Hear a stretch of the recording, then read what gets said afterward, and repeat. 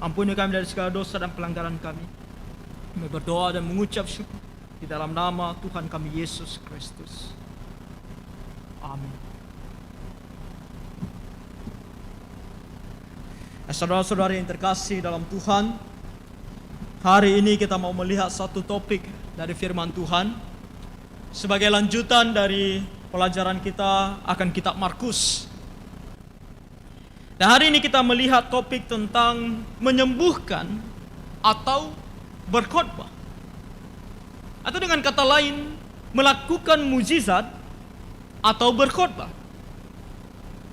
Yang kita mau lihat dari pelayanan Tuhan Yesus, dan kita juga mau aplikasikan di dalam kehidupan kita sebagai orang Kristen. Apa yang seharusnya lebih kita cari yang sesuai dengan kehendak Tuhan? Kalau kita mencari mujizat, apakah itu lebih baik kita cari daripada firman Tuhan? Apakah itu pola yang diberitahukan oleh Tuhan Yesus kepada kita? Atau malah sebaliknya? Hal ini harus kita mengerti, harus kita pahami, dan harus betul-betul kita aplikasikan dalam hidup kita. Apalagi di dalam situasi dan kondisi kita saat ini. Pandemik yang merajalela. Kita bersyukur ada satu mungkin penghiburan mengenai adanya vaksin. Tapi itu pun masih belum tentu kapan bisa diaplikasikan. Dan ketika sudah diaplikasikan pun apakah memang betul bisa mengobati, mencegah, atau mungkin ada efek sampingnya. Nah, itu yang kita dengar di media. Belum ada satu kepastian tentang masa depan kita sebagai umat manusia di dalam dunia yang penuh dengan penyakit ini. Dan saudara-saudara kita semua tahu, dan kita bisa ini berlalu, akan ada lagi nanti hal-hal yang lain yang membuat kita susah. Sebelum pandemik ini ada, sudah ada penyakit-penyakit yang membuat kita menderita. Kanker. Ada satu penyakit yang sampai hari ini angka kematiannya itu masih paling tinggi. Sebelum pandemik, kanker adalah satu penyakit yang begitu luar biasa menggerogoti tubuh manusia. Begitu banyak ketidakpastian di dalam hidup kita. Lalu apa yang kita cari ketika kita datang beribadah kepada Tuhan, atau ketika kita mendengar tentang Tuhan Yesus? Apa yang paling kita cari? Mujizat daripadanya atau firman-Nya? Nah, firman Tuhan Yesus sendiri memberikan kita satu pola, prinsip yang akan memberitahukan kepada kita mengapa Dia datang ke dalam dunia ini. Dan itu harus menjadi prinsip kita mengapa kita mengikut Dia. Dalam ayat 29 sampai ayat 34, dan di ayat-ayat sebelumnya kita melihat bahwa Tuhan Yesus adalah Tuhan yang berkuasa.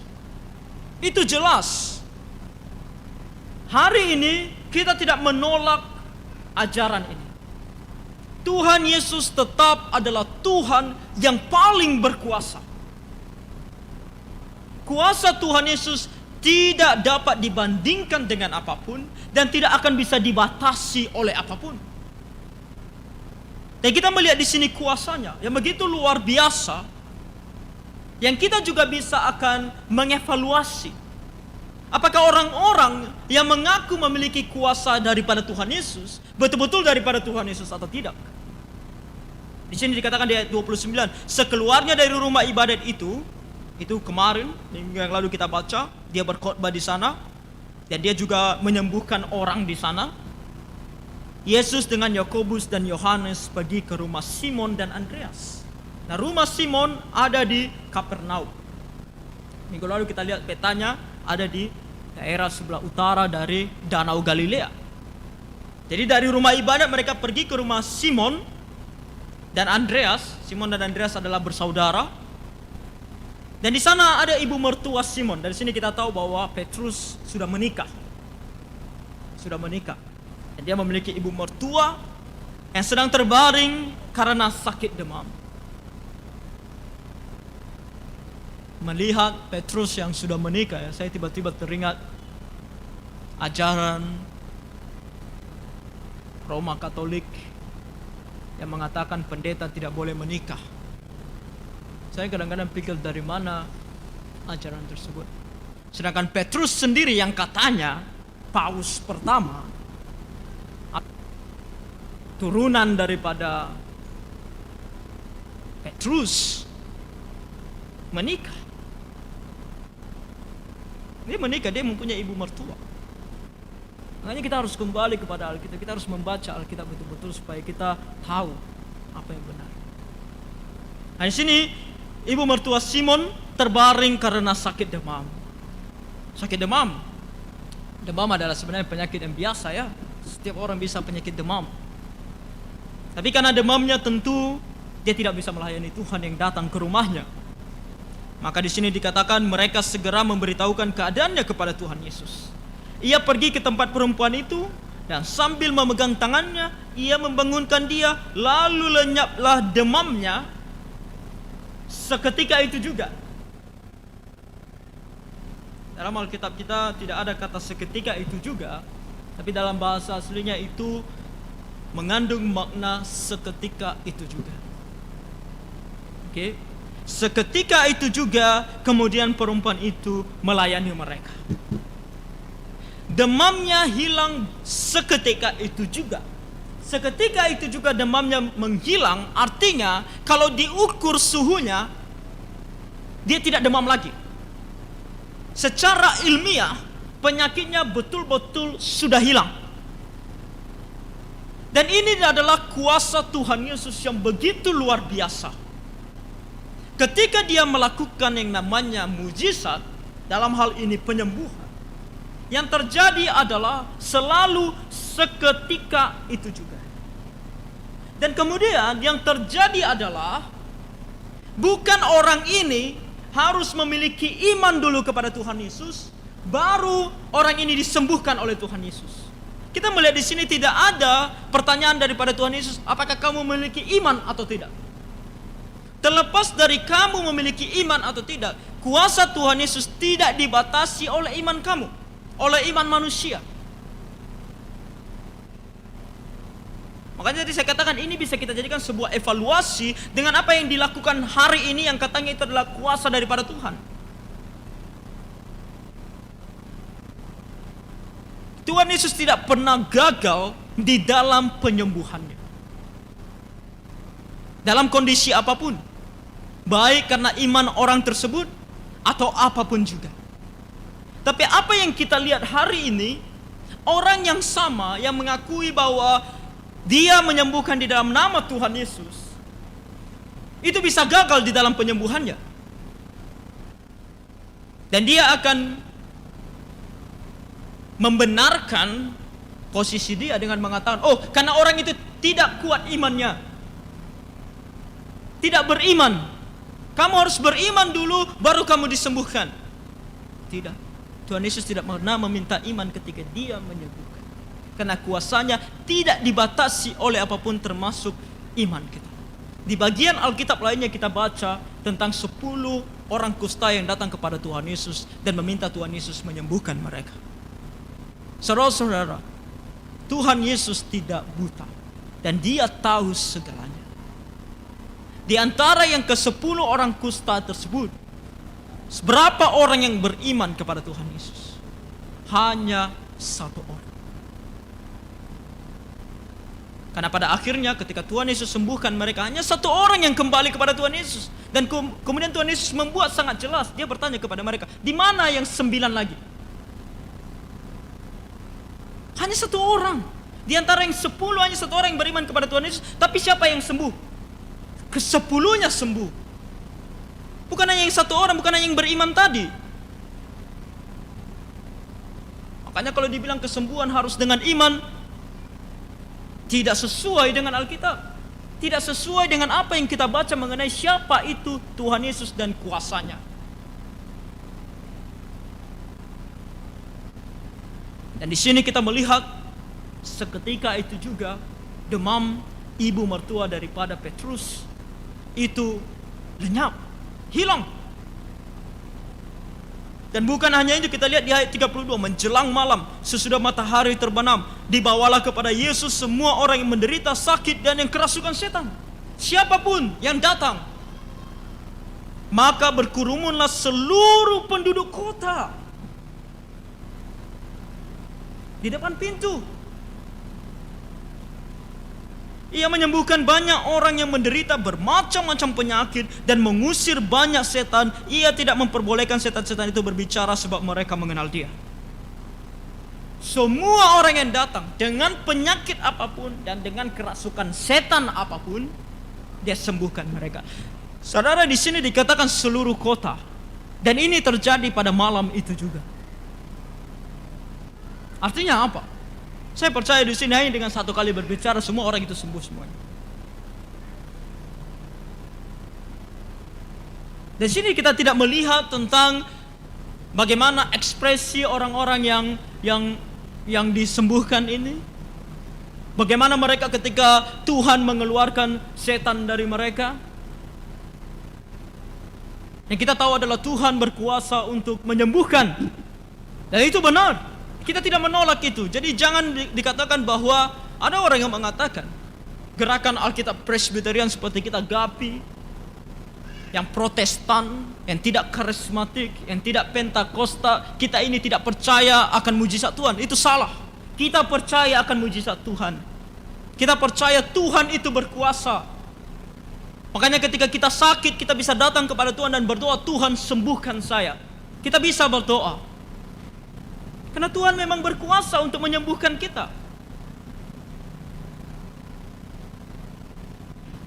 Tapi yang perlu kita tanyakan adalah, apakah itu tujuan Tuhan Yesus? Untuk menyembuhkan kita. Setiap kali kita sakit, Dia harus menyembuhkan kita. Setiap kali kita susah, Dia harus memberikan kita apa yang kita mau. Kalau ditanya tentang kuasanya, betul Dia berkuasa. Tapi kalau ditanya apakah itu tujuannya, itu pertanyaan lain yang harus kembali kita jawab sesuai dengan Alkitab. Tuhan Yesus adalah Tuhan yang berkuasa. Tidak ada keraguan di dalam itu. Apapun penyakit kita, bahkan pandemik ini, COVID-19 ini, tidak ada artinya di mata Tuhan. Kalau Tuhan berkata kamu tidak kena, tidak kena. Kalau Tuhan berkata kamu kena, kamu kena. Kalau Tuhan berkata kamu sudah kena, kamu sembuh, sembuh. Kuasa Tuhan tidak dibatasi oleh pandemik COVID-19 yang hanya sekecil yang tidak bisa dilihat oleh mata kita. Tapi apakah kehendak Tuhan seperti klaim-klaim di awal COVID-19?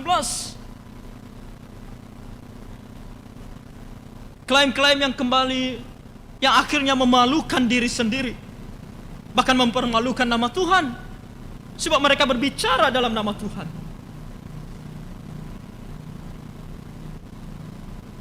Kita tahu di sosial ini bukan sesuatu hal yang rahasia.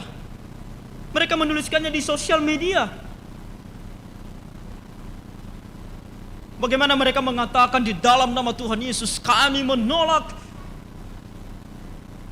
Corona masuk Indonesia. Ujung-ujungnya masuk.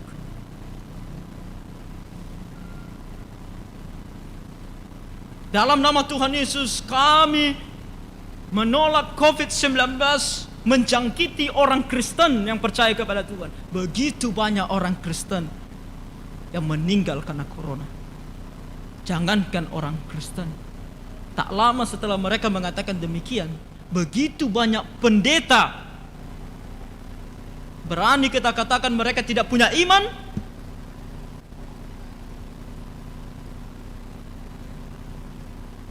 Kenapa bisa terjadi seperti ini? Karena tidak belajar siapa Tuhan Yesus, apa tujuan Tuhan Yesus. Apakah karena Tuhan Yesus memang berkuasa, itu semata-mata mengatakan bahwa segala sesuatunya harus sembuh, segala penyakit harus sembuh?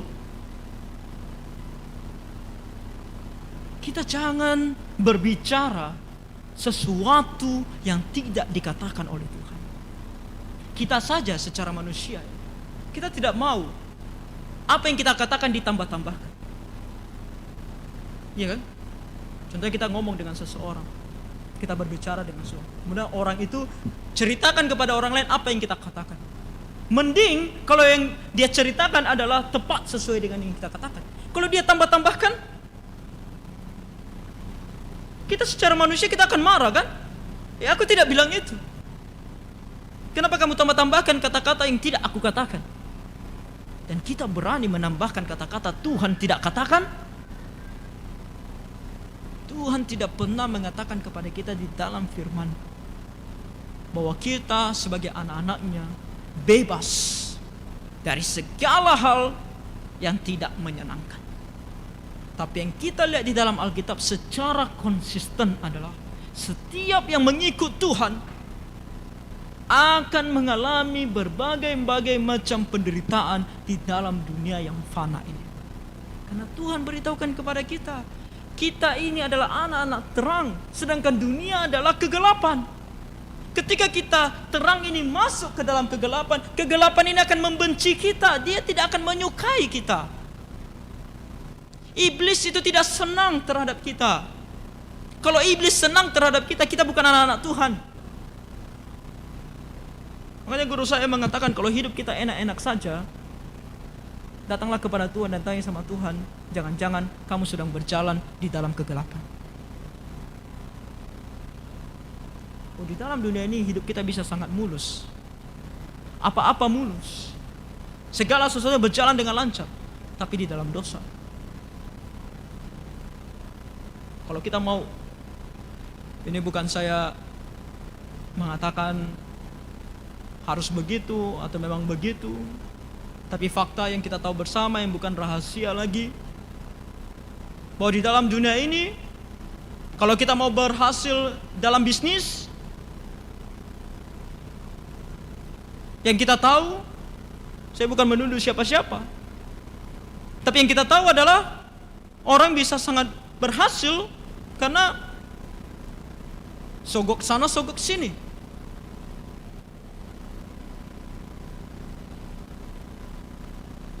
Ada orang yang sangat kaya, segala sesuatunya bisa dia beli karena melakukan dosa.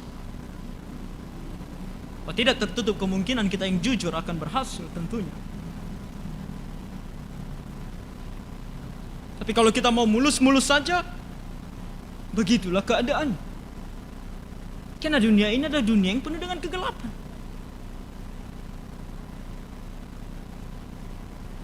Jadi kita sebagai orang Kristen, apakah itu yang kita cari? Kuasa Tuhan yang ditampilkan kepada kita di sini, apakah itu benar-benar tujuan Tuhan? Kenapa dia datang ke dalam dunia ini dan kenapa dia harus mati di atas kayu salib menghapuskan segala dosa kita? Apakah agar kita seperti yang mereka katakan, Joseph Prince, pendeta karismatik yang terkenal, Joel Austin, dan di Indonesia begitu banyak mereka yang hanya dengan katanya minyak urapan, itukah yang kita cari? Minyak urapan yang bisa membuat mobil anti peluru. Kalian pernah dengar itu? Saya pernah dengar.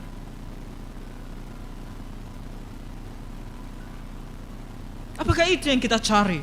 Apakah itu tujuan Tuhan Yesus datang ke dalam dunia? Apakah itu tujuan Tuhan Yesus menyatakan kuasanya di sini? Kita lihat di ayat 35. Pagi-pagi benar, waktu hari masih gelap, ia bangun dan pergi keluar. Ia pergi ke tempat yang sunyi dan berdoa di sana. Tuhan Yesus 100% manusia, juga 100% Allah. Di dalam kemanusiaannya dia berdoa. Tapi ini juga kita bisa katakan karena dia adalah Allah, dia berkomunikasi dengan Allah Bapa. Dia berkomunikasi dan mereka berbicara, dia berdoa kepada Allah Bapa. Dia menyerahkan pelayanannya. Mengapa dia datang ke dalam dunia? Dia mau melayani, dia berdoa. Dia menunjukkan kepada kita bahwa kita pun harus berdoa tentu.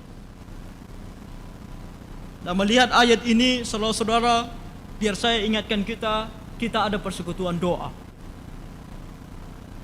Dan kita semua harus berdoa juga di rumah kita masing-masing. Kalau Tuhan Yesus saja yang adalah Tuhan, ketika Dia datang dalam dunia, Dia menunjukkan kepada kita bahwa Dia pun berdoa. Apalagi kita manusia yang tidak memiliki kekuatan apapun di dalam diri kita. Saya katakan kita ini tidak memiliki kekuatan apapun dari dalam diri kita. Apa yang kita banggakan, saudara? Otot kita yang besar, tubuh kita yang tinggi, atau mungkin pendek tapi kokoh, ketampanan, kecantikan kita, makanan yang kita makan. Sebenarnya satu hal saja yang sebenarnya membuat kita sadar kita ini bukan apa-apa, yaitu dari sesuatu yang tidak kelihatan oleh mata, tapi begitu sangat penting, karena kalau tidak ada, kita tidak bisa ngapa-ngapain, yaitu oksigen. Oksigen. Seberapa besar pun otot kita, seberapa jeniusnya pun kita, seberapa pun hebatnya kita, dalam segala jenis yang bisa kita katakan kita hebat, tidak ada oksigen, beberapa menit kemudian kamu mati. Dan oksigen datang dari mana? Sesuatu yang tidak bisa kita hasilkan, sesuatu yang Tuhan berikan secara cuma-cuma. Ya, Tuhan kita yang Tuhan yang berkuasa. Kalau Dia mau menghilangkan oksigen, hilang oksigen dan kita semua mati. Kita ini bukan siapa-siapa. Kita butuh Tuhan. Makanya kita harus datang ke persekutuan doa. Makanya kita harus berdoa setiap hari di rumah kita. Bukannya di rumah kita, dimanapun kita berada, kita membutuhkan pertolongan Tuhan. Makanya sering dikatakan oksigen, mas. Doa adalah nafas kehidupan rohani kita. Tanpa doa kita mati secara rohani. Mati secara rohani. Sangat disayangkan kalau sebuah gereja jemaatnya tidak datang ke persekutuan doa. Itu hanya menunjukkan bahwa kita merasa tidak memerlukan Tuhan. Di dalam gereja banyak hal yang kita harus gumulkan. Segala pekerjaan di dalam gereja bukan pekerjaan hamba-hamba Tuhan. Bukan pekerjaan saya sebagai gembala, bukan pekerjaan para pengurus. Ini semua adalah pekerjaan Tuhan, yang tanpa pertolongan Tuhan kita tidak bisa berbuat apa-apa.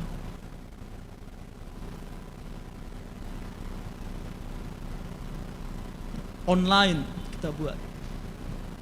Di belakang sana juga sekarang kita buat 2, YouTube, Facebook. Kita ada proyektor, ada sound system. Kita jangan berbicara dulu tentang kita berkhotbah. Hal-hal ini saja yang secara teknis kita bisa pastikan ini semua terhubung dengan benar dan pasti berjalan dengan benar. Oh, kita pastikan itu setiap kali kita men-setting semuanya ini. Dengan pengetahuan yang kita tahu, kita pelajari, semua koneksinya kita sambungkan, kita cek, semuanya oke. Sebelum kebaktian. Tapi tahu tidak, selama kebaktian, saya secara pribadi harus selalu berdoa supaya koneksinya baik, supaya koneksinya jangan terputus. Kenapa? Karena menurut pengalaman, ada saja masalah yang tiba-tiba terjadi sehingga suara tidak baik, koneksi buruk, yang tadinya sudah kabel yang sudah kita koneksikan dengan tepat tiba-tiba tersenggol sedikit jadi lepas. Banyak hal yang kita tidak bisa pegang, dan iblis bekerja. Dia akan menggunakan berbagai cara supaya semuanya ini gagal. Kita harus berdoa. Hari Selasa malam adalah waktu di mana kita bisa betul-betul memfokuskan diri bersama-sama. Kita adalah jemaat Tuhan, maka kita mau bersama-sama menyatukan diri kita di hadapan Tuhan dan mengatakan kepada Tuhan, Tuhan, kami membutuhkan pertolongan-Mu.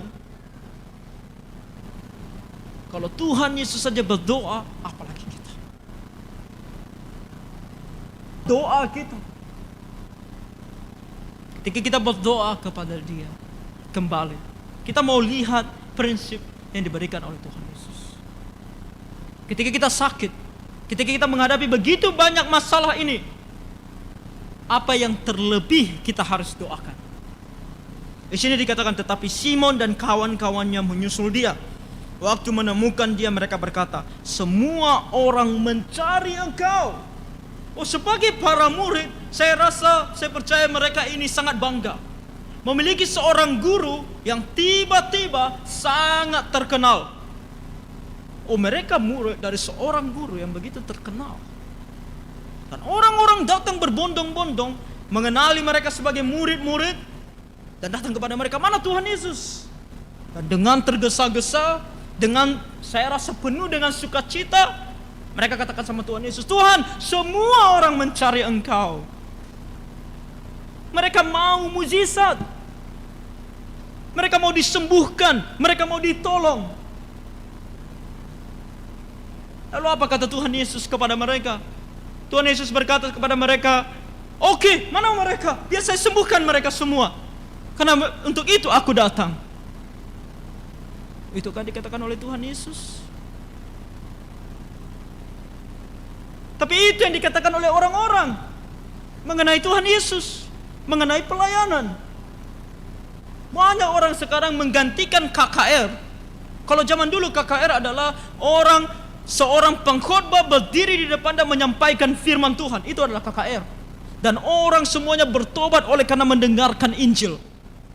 Tapi zaman sekarang KKR sudah diganti. Bukan lagi pengkabaran firman Tuhan, tetapi KKR penyembuhan, KKR mujizat. Firman Tuhan, untuk apa firman Tuhan? Kita butuh yang nyata, kita butuh yang real. Firman Tuhan, biarlah itu mengenai sorga. Nanti aja ketika kita sampai di sorga. Tapi dalam dunia ini kita butuh kesehatan, kita butuh kekuatan. Biarlah yang real saja. Bicarakan yang real. Jangan bicarakan tentang sorga, tak perlu sama kami. Itu yang kita dengar, dan itu yang kita lihat. Dan semua orang mengaminkan ini. Tapi Tuhan Yesus bilang apa? Marilah kita pergi ke tempat lain. Aku tidak mau bertemu dengan mereka. Mereka membutuhkan mujizat. Mereka mau disembuhkan. Kita pergi saja ke tempat lain, ke kota-kota yang berdekatan, supaya di sana juga aku menyembuhkan, bukan, memberitakan Injil, karena untuk itu aku telah datang. Tuhan Yesus telah datang ke dalam dunia bukan untuk menyembuhkan, bukan untuk melakukan mujizat. Minggu depan kita akan lihat mengapa Dia melakukan itu. Hanya karena Dia kasihan melihat mereka. Dia tidak pergi ke satu kota untuk berpikir, oh di sana pasti banyak orang sakit, aku sembuhkan mereka. Tidak. Dia pergi ke kota untuk berkhotbah. Tapi kalau ada yang sakit, dia digerakkan oleh kasihannya, belas kasihannya, makanya dia sembuhkan mereka. Itu saja. Tapi tujuan utamanya adalah berkhotbah, mengajarkan firman Tuhan, memberitakan Injil, kabar baik. Mujizat bukan kabar baik. Di dalam Alkitab secara konsisten kita melihat orang-orang yang mengalami mujizat kebanyakan tidak percaya kepada Tuhan Yesus, meninggalkan Tuhan Yesus. Oh, mujizat Tuhan Yesus yang paling terkenal apa? Dia memberikan orang makan dengan hanya 5 roti 2 ikan. Dan dicatat orang yang ada Yang makan itu adalah 5.000 orang laki-laki saja loh. Yang dihitung hanya laki-laki 5.000 orang. Belum lagi perempuannya, belum lagi anak-anak. Tapi dia berikan mereka makan 5 roti 2 ikan yang dia doakan menjadi begitu banyak, bahkan lebih. Mujizat yang luar biasa. Sampai hari ini saya tidak melihat dalam sejarah gereja orang yang bisa melakukan ini. Bagaimana mungkin 5 roti 2 ikan yang tiba-tiba menjadi banyak? Tapi setelah itu, ayat-ayat berikutnya, Tuhan Yesus khotbah. Tuhan Yesus ajarkan mereka, aku adalah roti hidup. Tuhan Yesus katakan, barang siapa yang memakan aku, memakan dari daging, memakan aku, katanya, akan hidup selama-lamanya. Semua orang mengerti apa maksudnya. Tentu dia tidak mengajarkan kanibalisme, tapi dia mengajarkan kepada, kalau kalian percaya kepada aku, menaruh aku di dalam hati dan pikiran kalian, sungguh-sungguh mengikut aku seumur hidup kalian, kalian pasti tidak akan pernah mati. Artinya kalian akan hidup kekal di sorga. Apa yang dilakukan ke 5.000 orang laki-laki tadi? Dan semua orang yang bersama-sama dengan mereka, mereka bilang amin. No, mereka tidak mengaminkan hal itu.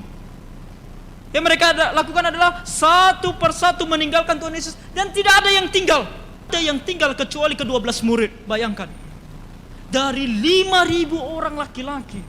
Kalau kita mau bilang 5.000 orang laki-laki beserta istri mereka, 1.000 beserta dengan anak-anak mereka. Contohnya satu keluarga punya 2 anak, sudah berapa? Sudah 20.000 orang. Tidak satu pun. Begitu banyak mereka, tidak ada satu orang pun yang tinggal. Begitulah Tuhan menggambarkan kepada kita betapa tidak pentingnya mujizat itu.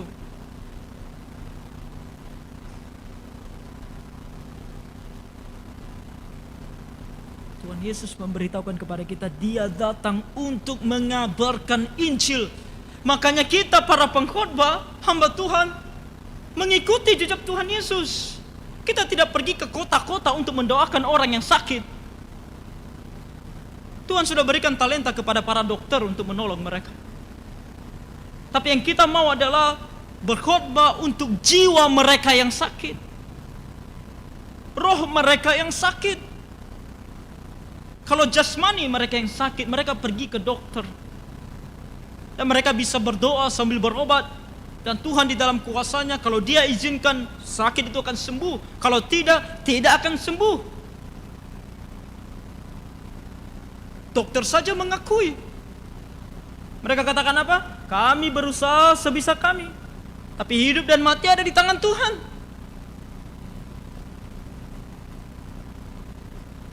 Tuhan Yesus tidak datang untuk memberikan kita mujizat, karena dia tahu ini semua tidak penting. Kita mau disembuhkan berapa kali pun tidak akan membuat kita percaya kepada Tuhan Yesus dan mengikut dia. Tapi justru ketika kita menghadapi penyakit ini, kita akan sangat dekat kepada Tuhan. Ketika semuanya enak-enak saja, kita lupa Tuhan.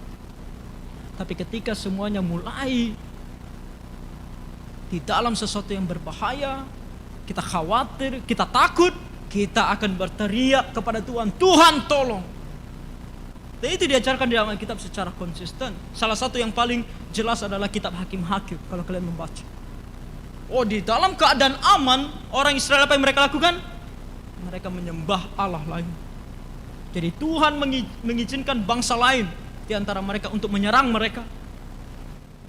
Tuhan izinkan Filistin untuk pergi berperang, untuk mengalahkan mereka. Ketika mereka sudah kalah, baru mereka datang kepada Tuhan, Tuhan tolong kami. Dan itu terjadi berulang-ulang. Karena setelah mereka ditolong, keadaan damai lagi, aman-aman lagi, mereka kembali menyembah Allah lain. Setelah Tuhan izinkan musuh datang lagi, mereka berteriak lagi, Tuhan tolong. Setelah Tuhan tolong, damai, mereka berpaling lagi. Itulah kita manusia. Makanya Alkitab mengatakan orang Israel adalah orang yang tegar tengkuk. Dan bukan hanya orang Israel, semua kita. kita begitu tegar tengkuk, keras kepala. Jadi apa yang kita cari? Mujizatkah atau firman Tuhan? Kalau tadi mujizat, jelas tidak menyelamatkan kita. Dalam Alkitab secara konsisten diberitahukan kepada kita, semuanya tidak memberikan kita keselamatan. Tapi kalau Alkitab, firman Tuhan, khotbah, Tuhan katakan apa? Injil adalah kekuatan Allah yang menyelamatkan setiap yang percaya. Mujizat bukan kekuatan Allah untuk menyelamatkan. Mujizat hanya bentuk dari belas kasihan Allah. Itu pun kalau dia mau aplikasikan.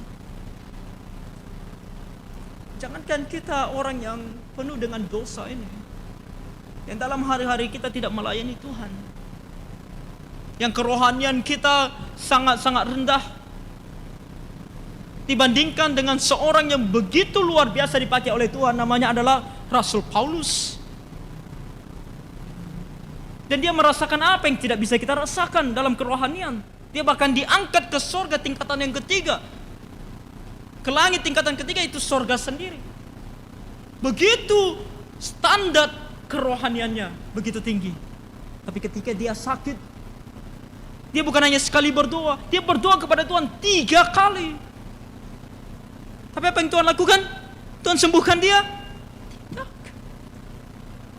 Tuhan katakan kepada dia apa? Cukup anugerahku bagimu. Kamu tidak akan sembuh. Makanya dia katakan apa? Di dalam kelemahan aku kuat. Kelemahan itu tetap ada, duri dalam daging itu tetap ada, penyakit itu tetap ada, tapi di saat yang sama aku kuat. Dan kita melihat betapa kuatnya memang Rasul Paulus. Dia berjalan beribu-ribu kilometer. Kalau kita sekarang enak saja, kita mau ke kota lain naik pesawat. Tapi kalau dia berjalan ribuan kilometer untuk mengabarkan Injil. Dari Israel sampai ke daerah Makedonia. Itu perjalanan yang sangat jauh.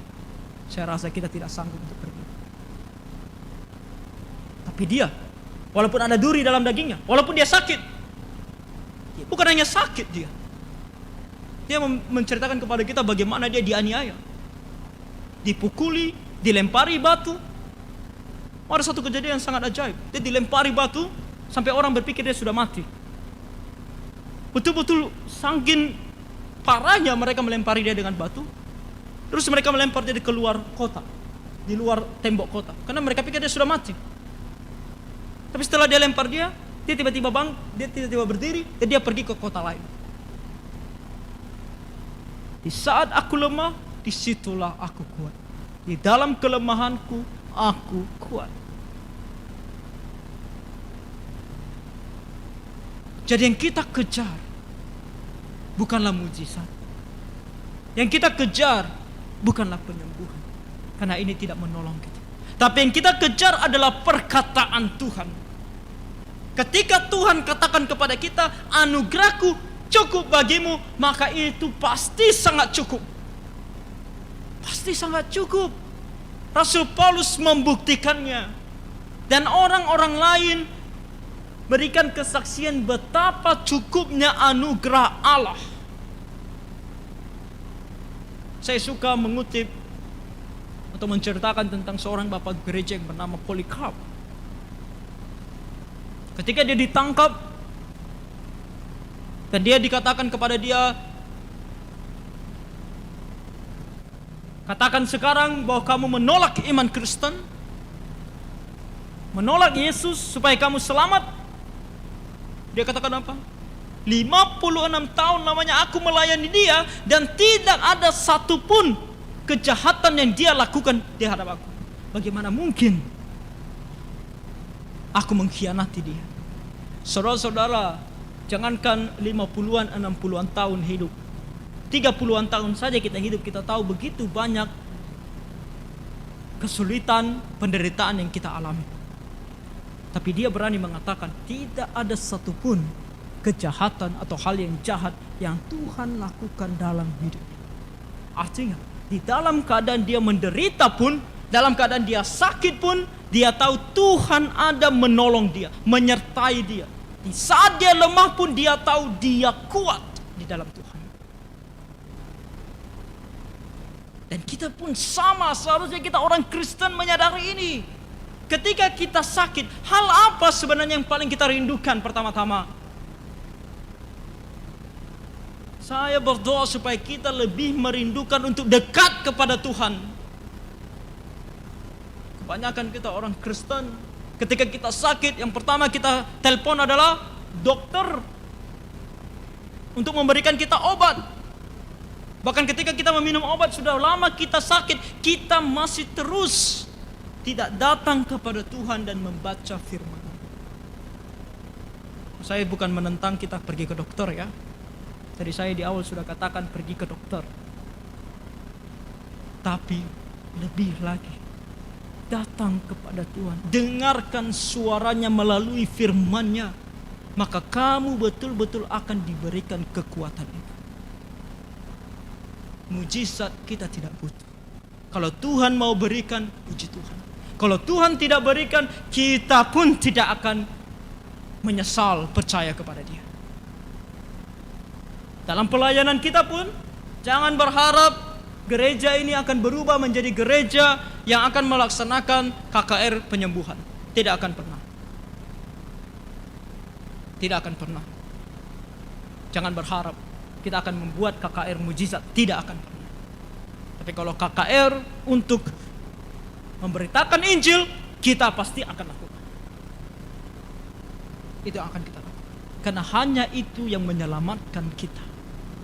Hanya itu yang bisa menyelamatkan Bapak, Ibu, dan saudara-saudari. Makanya dalam gereja kita sangat menekankan belajar Alkitab. Belajar Alkitab. Bersaat teduh, baca firman Tuhan. Makanya dalam ibadah setiap hari Minggu, kita habiskan banyak waktu lebih lagi dalam mendengarkan firman Tuhan. Kita tidak menyesal untuk menghabiskan lebih banyak waktu mendengarkan firman Tuhan. Sekarang gereja-gereja sudah berpaling. Firman Tuhan bisa 10 menit, 15 menit. Yang penting nyanyi, pujian. Kita senang, hati kita bahagia. Firman Tuhan membosankan. Tapi tidak itu yang ditunjukkan oleh Tuhan kepada kita. Kalau kita memang pengikut-pengikut Kristus, maka kita kembali kepada apa yang Tuhan Yesus katakan, siapa Dia dan kenapa Dia datang. Saya bacakan kembali, Dia katakan apa? Marilah kita pergi ke tempat lain, ke kota-kota yang berdekatan, supaya di sana juga aku memberitakan Injil, karena untuk itu aku telah datang. Dan untuk itu kita ada di dalam gereja, untuk mendengarkan Injil, untuk belajar firman Tuhan. Untuk itu kita mengadakan pelayanan, agar Injil disebarkan, agar firman Tuhan disebarkan. Bukan agar semua orang sembuh dari penyakitnya. Tidak perlu. Karena kalau Injil sudah diberitakan, firman Tuhan sudah diberitakan, setiap orang percaya kepada Tuhan Yesus, mau penyakit apapun, tidak masalah. Alkitab katakan apa? Tidak ada yang dapat memisahkan aku daripada Tuhan Yesus. Baik itu sakit penyakit, penderitaan, atau apapun juga. Tidak ada. Tapi jangan bilang tidak bisa dipisahkan oleh Tuhan Yesus, bersama dengan Tuhan Yesus, kalau kamu belum punya koneksi dengan Tuhan Yesus. Makanya kamu perlu, setiap orang perlu ada hubungan dengan Tuhan Yesus. Dan hanya satu yang bisa membuat mereka punya hubungan dengan Tuhan Yesus, yaitu Injil. Kekuatan Allah yang menyelamatkan. Jadi saudara-saudara, biarlah kita semakin haus dan lapar akan firman Tuhan. Semakin rindu mau belajar firman. Saya sudah berapa kali mengatakan, salah satu program gereja ke depan adalah membuka kelas belajar Alkitab. Ketika itu dibuka, kita akan lihat bersama-sama apakah kita memiliki rasa haus dan lapar akan firman Tuhan.